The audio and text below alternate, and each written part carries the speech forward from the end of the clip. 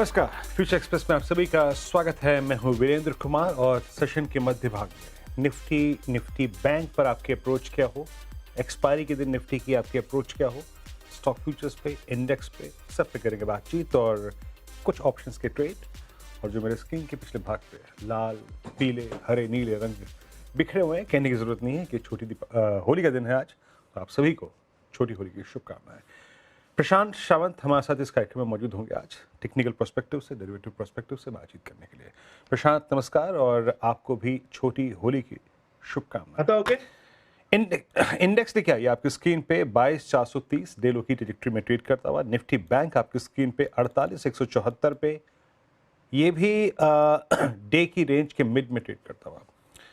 लेकिन देखिए इस सेशन की यानी निफ्टी की एक्सपायरी के दिन की कुछ लिमिटेशंस होती हैं एंड स्पेशली दो चीज़ें हैं। निफ्टी अपसाइड तय करने की कोशिश कर रहा है, लेकिन इस अपसाइड को तय करने की प्रोसेस में पिछले 3 दिन से ये टाइम स्पेंड कर रहा है जिस रेंज में, वो है ऑप्शन राइटर्स की रेंज, जस्ट इन बिटवीन 4,224,600 यानी करीब करीब 22,600 और 22,350 की रेंज। ये पिछले 3 दिन से रेंज कायम है।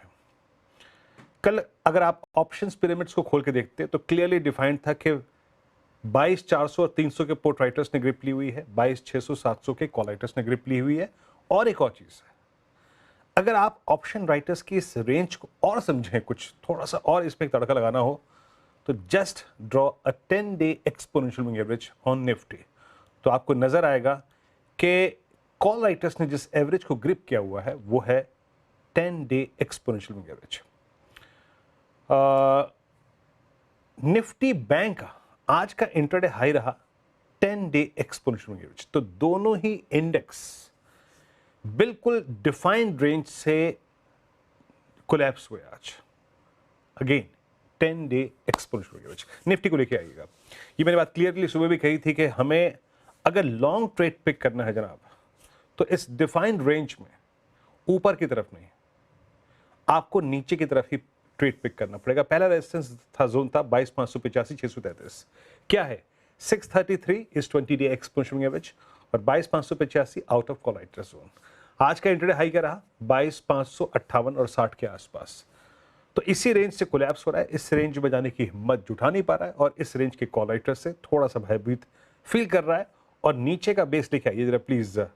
बेस क्या था, वो ट्रेजेक्टरी जहां पे जाके हम कैलकुलेटेड रिस्क लेंगे, वो है 22,377 और 323। देखिए अभी तक वो आया तो नहीं है, बट मैं अब ऑप्शंस के स्टैट्स देखने के बाद एक थोड़ा निष्कर्ष निकालने की कोशिश करूंगा कि अगर बाजार ऊपर से घूमा तो नीचे कौन सा ऐसा पॉइंट है जहां से पुल बैक जनरेट कर भी सकता है। आपकी स्क्रीन पे पुट ऑप्शंस के राइटर्स के लेवल्स आएंगे। देखिए 22,500 पे भी आज पुट राइटिंग है, लेकिन बड़ी पुट राइटिंग है 22,400 पे। सबसे बड़ा पुट्स का कंसंट्रेशन है इस वक्त 22,400 पे। यानी क्लियरली अगर ड्यूरिंग द डे और might be the second half अगर कोई चीज पुल बैक जनरेट करेगी तो वो है 22,400 और 22,350, यकीन मानिए, as per this defined put writers zone. और ऊपर चीज क्लियरली अगर आप देखें एविडेंट है कि एज ऑफ नाउ जिस तरीके की कॉल राइटिंग 2.5 करोड़ 22,500 पे और 22,600 पे हुई है, 3.5 करोड़ कॉल बिकी हैं, 22,560, 22,570, 22,580 एक बहुत ही डिफिकल्ट जोन रहेगा। So as per these stats expiry की जो पॉसिबिलिटी है वो है 22,430 440 के ऊपर और 22,550 के नीचे। यानी 22,500 का जो जोड़ा जिसने बेचा हुआ है, अभी गेम उसके हक में है। निफ्टी पे एक्सेंस मिल गया, निफ्टी बैंक लेके आई। आज सुबह क्या बात हुई थी, निफ्टी बैंक कल HDFC बैंक, निफ्टी बैंक कल Kotak Mahindra bank, Nifty bank कल इंडसइंड बैंक का जो टेम्परेरी रिलीफ था उसको फील कर रहा था। लेवल्स लेके आइए सुबह के। मैंने आपको एक बात कही थी, एक पिवट पॉइंट है 48,173। अगर ये क्रॉस हुआ, 176 माफ कीजिएगा, अगर ये क्रॉस हुआ तो Nifty bank will strike 10 day exponential moving average. और उसने डॉट वही दिया, जैसे ही 48,176 पार हुआ 10 डे तक गया 347। आज का इंट्राडे हाई क्या है देख लीजिए जरा, 48352। मात्र 5 अंक दूर वहीं से रिवर्स हो गया, वहीं कोलैप्स हो गया। तो निफ्टी बैंक ने भी एक ट्रेड बखूबी दिया, बट अभी याद रखिएगा इस एनवायरनमेंट में जब हम हर चीज़ को लेकर थोड़े से स्केप्टिकल हैं, चाहे वो यूएस मार्केट हो, चाहे वो निफ्टी आईटी को लेकर हो, चाहे बाकी और किसी सेक्टर को लेकर, बहुत बड़े ट्रेड्स पे फोकस करने का वक्त नहीं है। Just emphasise on intraday swings जो भी आपको मिले निफ्टी बैंक पे। दूर की बात करने का वक्त नहीं है। जरा ऑप्शंस के स्टैट्स लेके आइए, निफ्टी बैंक पे ऑप्शंस के स्टैट्स क्या कह रहे हैं। क्लियरली विजिबल है कि एक जद्दोजहद निफ्टी बैंक की 48,000 को डिफेंड करने की, क्लोजिंग बेसिस पे उसको रीगेन करने की जो चांसेस हैं वो उसमें लगा हुआ है। जरा ऑप्शंस के स्टैट्स लेके आइए। मैंने सुबह कल क्या कहा था आपको, आज सुबह भी इनफैक्ट 48,000 के पुट राइटर्स को देख के लग रहा है कि वो इस जोन को, इस क्लस्टर को डिफेंड करना चाहते हैं। ये आपकी स्क्रीन पे स्टैट्स आएंगे। स्टैट्स रखिए डायरेक्टर साहब, ऑप्शंस के स्टैट्स मांग रहा हूं मैं। और अगर आप इस वक्त देखें तो 48,500 पे बड़े कॉल राइटर्स हैं, वहां पे करीब करीब 15 लाख का आउटस्टैंडिंग वाई है। ये देखिए 13 लाख का, 13.25 लाख का, और 48,000 के पुट पे 16 लाख का आउटस्टैंडिंग वाई। तो गेम कहां के है बीच में, 48,000 और 48,350। प्रशांत, गुड आफ्टरनून, कार्यक्रम में स्वागत है। छोटी होली की शुभकामनाएं आपको। बताइए आपकी अप्रोच इंडस्ट्रीज पे क्या होगी। जी वीरू जी, वेरी गुड आफ्टरनून। आपको और आपके परिवार को भी होली की बहुत शुभकामनाएं और सभी दर्शकों को होली की शुभकामनाएं। तो यहाँ पे अगर हम देखें वीरू जी, हमें क्लियर देख रहे हैं कि हम बिल्कुल भी अहम लेवल्स तक रैली सस्टेन नहीं कर पा रहे, पहुंच नहीं पा रहे। क्लियर जैसे कि काफी महीनों से चल रहा है, it's a sell on rally market. हम अगर अभी निफ्टी की बात करें, आपने जो कहा था हम 20 दिनों के एवरेज तक रैली करके फिर से एक रेजिस्टेंस देख रहे हैं, बट क्योंकि एक लॉन्ग वीकेंड है, मैं कोई पोजिशनल अप्रोच नहीं रखूंगा। हालांकि अहम लेवल्स क्या होंगे, तो अभी के लिए ऊपरी लेवल्स पे करीबन 22,600 यानी आज के हाई के थोड़ा ऊपर या आज 2 दिनों के हाई के ऊपर, और डाउन साइड लेवल पे 22,300, ये 2 लेवल बहुत ही अहम होंगे। हम इसके बिल्कुल बीचों-बीच है, यानी इस 300 पॉइंट के रेंज के हम बिल्कुल 150 पॉइंट ऊपर-नीचे बीचों-बीच काम कर रहे हैं। अप्रोच क्या होना चाहिए पोजिशनली, 22,300 अगर ब्रेक हो जाए स्पॉट में और वहां पे कम से कम 1 आध घंटे की क्लोजिंग मिल जाए, तो आप पोजिशनली सेल कर सकते हो। स्टॉप लॉस रखेंगे 22,450, 22,500, 200 पॉइंट के आसपास, और वहां से आप टारगेट रख सकते हो। पहला टारगेट 22,000, उसके नीचे मुझे लग रहा है कंफर्टेबली 21,800। लॉन्ग साइड पे अगर ब्रेकआउट हो तो मैं वेट करूंगा, मैं लॉन्ग ट्रेड इनिशिएट नहीं करूंगा। तो मेरा अप्रोच क्लियर शॉर्ट साइड पे है, और वो होगा सिर्फ 22,300 ब्रेक हो, उसी एक कंडीशनल सेल होगा। वरना अभी मेरे लिए निफ्टी बिल्कुल भी नो ट्रेड जोन में है। जहां तक बैंक निफ्टी की बात है, यहाँ पर हम देखें तो एक मीडियम टर्म जिसे हम कहते हैं शॉर्ट टर्म बेस फॉर्मेशन की कोशिश हो रही थी, जाके हालांकि वापस एक गैप रेजिस्टेंस होकर बिकवाली नजर आ रही है। एचडीएफसी बैंक 2 दिनों से हालांकि काफी एक स्ट्रेंथ दिखा रहा था, बट आज उस काउंटर में भी स्ट्रेंथ नहीं, और ओवरऑल हमने देखा हुआ कि इंडसइंड बैंक में जिस तरह की बिकवाली आई, ओवरऑल मुझे लग रहा है कि बैंक निफ्टी में 48,000 स्पॉट ये लेवल बहुत अहम होगा। उसके 200 पॉइंट नीचे 47,800 ये होल्ड होना बहुत जरूरी है क्लोजिंग बेसिस पे। ऊपरी लेवल पे मुझे लग रहा है ये पुल बैक जो 200 दिनों के एवरेज करीबन 48,600 48,700 के आसपास है, वहां तक ये पुल बैक जा सकता है।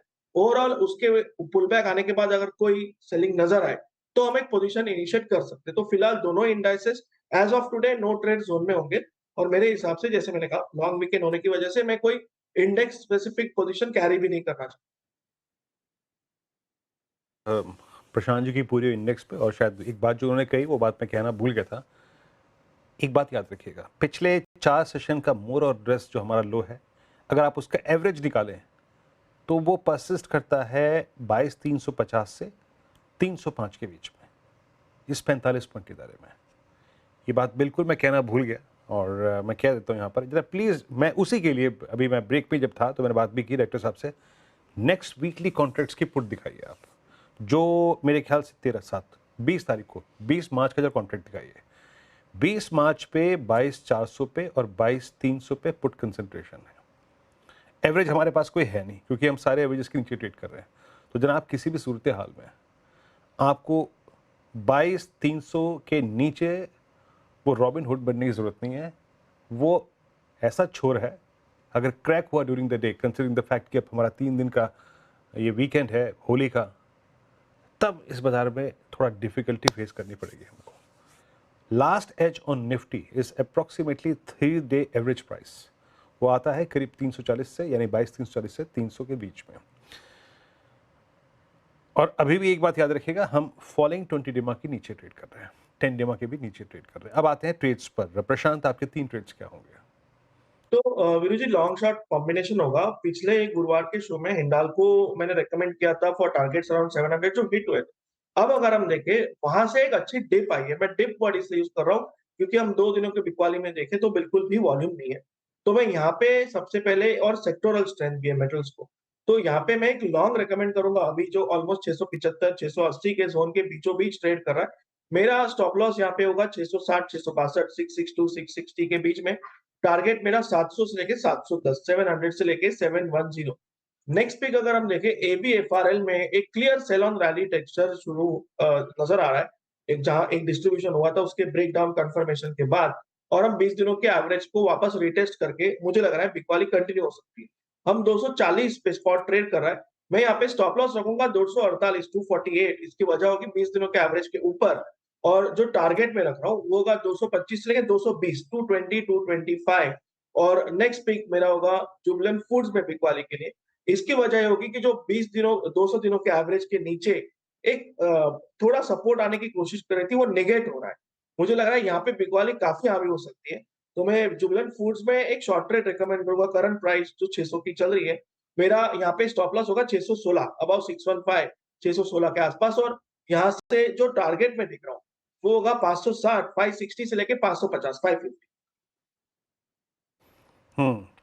जुबिलेंट फूड्स, इस स्टॉक में बीते कुछ समय से दिक्कत है, और जिस ट्रेजेक्ट्री में ट्रेड कर रहा है ना, वो वाकई बड़ी रिस्की ट्रेजेक्ट्री है। क्यों, मैं आपको बताता हूँ कि जून 2024 के बाद कभी भी जब जुबिलेंट फूड अपने 200 डे एक्सपोनेंशियल एवरेज के नीचे स्लिप कर रहा है, तो अमूमन 200 डे माह से लगभग 10-12 रुपए नीचे एक बेस क्रिएट कर देता है, पुल बैक जनरेट कर देता है। उस वक्त के इंडिकेटर्स उसको एक पुल बैक देते हैं।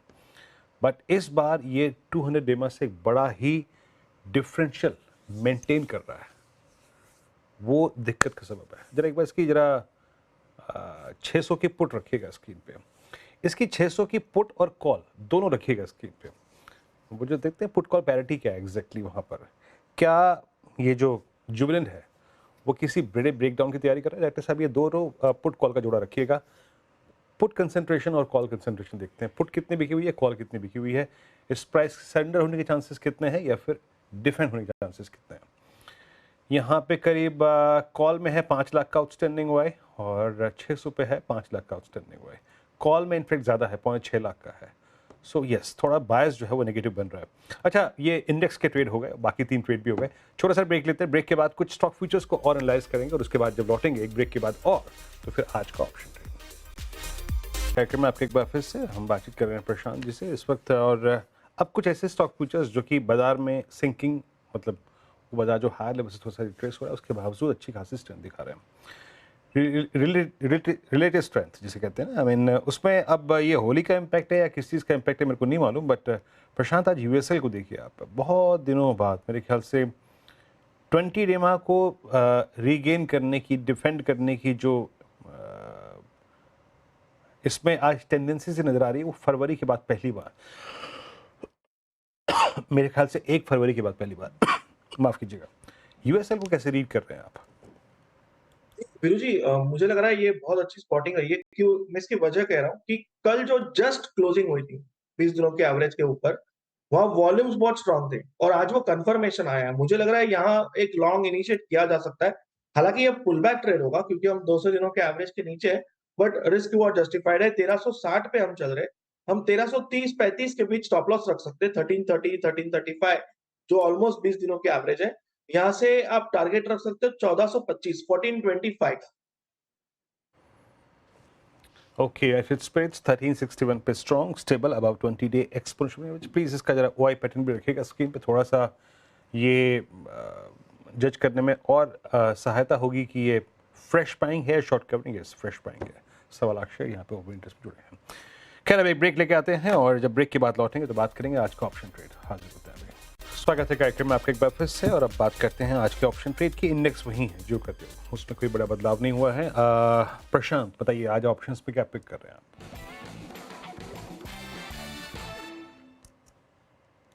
वीरू जी यहाँ पे अगर हम हीरो मोटोकॉर्प को देखें तो यहाँ डिस्ट्रीब्यूशन कंफर्मेशन के बाद एक वीकनेस बढ़ती जा रही है। मुझे लग रहा है कि अभी जो करंट प्राइस पे हम ट्रेड कर रहे हैं 3570 के आसपास, तो यहाँ से हम 3550 अगर ब्रेक कर दें, तो ये एक बहुत बड़ा फॉल आके करीबन 3400, 3350 ये लेवल्स भी नज़र आ सकते हैं। तो मैं इसको एक पुट के ज़रिए कैप्चर करना चाहूँगा और इसकी जो 3550 3550 स्ट्राइक प्राइस की जो पुट ऑप्शन करीबन 55-57 के आसपास ट्रेड कर रही है। वहाँ आइडियल स्टॉप लॉस 30 के जस्ट नीचे रखना चाहिए, बट आप 32-33 के आसपास रख सकते हो। और यहाँ से जो टारगेट मैं देख रहा हूँ, वो 95, 95 से लेके टारगेट टू 110, 110 का होगा। ओके, हीरो मोटोकॉर्प, इवन अगर आप दोनों ही स्ट्रक्चर्स को देखें, हीरो मोटोकॉर्प, बजाज ऑटो, दोनों में वीकनेस है। दोनों ही स्टॉक्स इतने कमज़ोर हैं कि इवन अपने शॉर्ट टर्म मूविंग एवरेजेस को भी रीगेन नहीं कर पा रहे हैं। 10 दोनों ही स्टॉक्स के लिए इस वक्त एक बहुत दिक्कत का सबब है। हीरो मोटोकॉर्प लो पे, डे लो पर, बजाज ऑटो डे लो पर, और यहाँ पे 3500 की पुट, आपको 3550 की पुट लेनी है 57 रुपये पे 95 110 के लक्ष्य के लिए। प्रशांत, बहुत बहुत शुक्रिया आप इस कार्यक्रम में शामिल हुए, सभी स्टॉक्स और इंडेक्सेस पे रखे आपने। फिलहाल एक ब्रेक, आपसे अगली मुलाकात होगी आज कमाई का 2 बजे, तब तक के लिए नमस्कार।